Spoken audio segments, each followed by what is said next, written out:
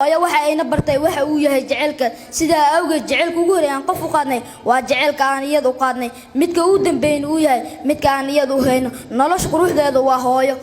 la'aanteed nolol ma jirto wax walba hooyo ayaa ugu horeysa sidaa darteed waxa jirta oo dhahaysa sidaan in la noolaado waxa loo jeclaadaa si aysan hooyo ugu ooyin geeridaada qalbiga hooyo waa qalbi la mid ah badweyn oo aad salkeeda ugu tagaysid naxariis iyo xasilooni waxaan laga guboobaynin oo aan laga duqoobaynin waa jaceylka aan hooyo u qabno nolosha inay jirto misna ay waarto hooyada sabab u ah wax walba adduunka yaal way duqooba wayna qiimo dhacaan balse hooyanimadu ma duqooba mana qiimo dhacdo wax ka wanaagsan oo ka farxad badan ma jirto marka ay hooyo laabta ku geliso ay ku shumiso kadib Allah ay ku bariso hooyo waxa ay nala soo martay dhib badan iyo xilliyo badan oo ay daraadeen u oysay una calaacashay balse xilliyada anaga maana ogeen oo ay wayna qorsoonay sida xilligii walac ay ahayd